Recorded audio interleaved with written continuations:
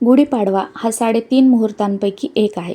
त्यामुळे गुढी उभारण्यासाठी कोणताही शुभ मुहूर्त किंवा वेळ बघण्याची गरज नाही. शक्यतो सकाळी सूर्य उदय होतावेळी तुम्ही गुढी उभारू शकता.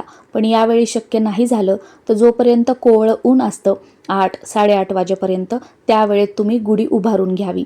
11 वाजता 12 वाजता भर दुपारी असं गुढी उभारू नका. सकाळच्या वेळेतच का उभारायची गुढी?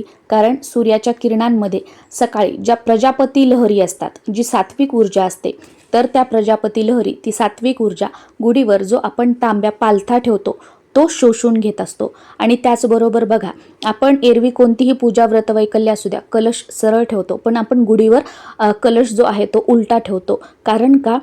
ते उलटा ठेवणे म्हणजे त्याचा जो आतला भाग आहे ज्याच्यात पाणी ठेवतो तो जमिनीकडे जातो. आणि जमीन म्हणजे तिच्यामध्ये परोपकाराची भावना आहे. ती स्वतःमध्ये झाडांची मुळं असतील वगैरे या सगळ्या गोष्टी घट्ट धरून ठेवत असते. आणि ही गुढी म्हणजे काय की आपण ब्रह्मध्वज या दिवशी उभारत असतो.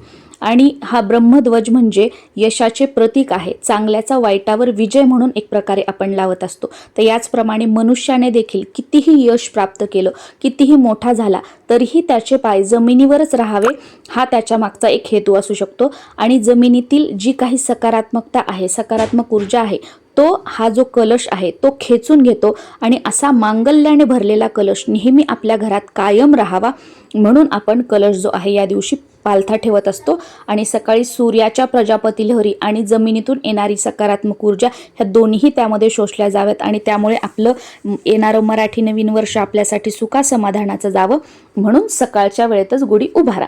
आता गुढी उभारण्यासाठी तुम्ही जर तुमच्या मुख्य प्रवेशद्वारात जर तुम्हाला उभारायची असेल तर आपल्या घरामध्ये प्रवेश करताना उजव्या हाताला तुम्ही गुढी जी आहे ती उभारायची आहे.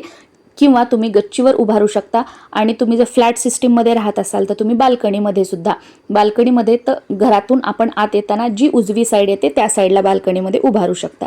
सुरुवातीला जिथे उभारायची ती जागा स्वच्छ करायची, तिथे रांगोळी काढायची, त्यावर पाट ठेवायचा, पाटावर वस्त्र अंथरायचं, त्यावर मुठभर तांदूळ, त्यावर वेळूची काठी उभी करायची, काठीला हळद कुंकू लावून घ्यायचं, सुरुवातीला दिवा धूप बत्ती लावायची, आपल्याला बसण्यासाठी आसन घ्यायचं.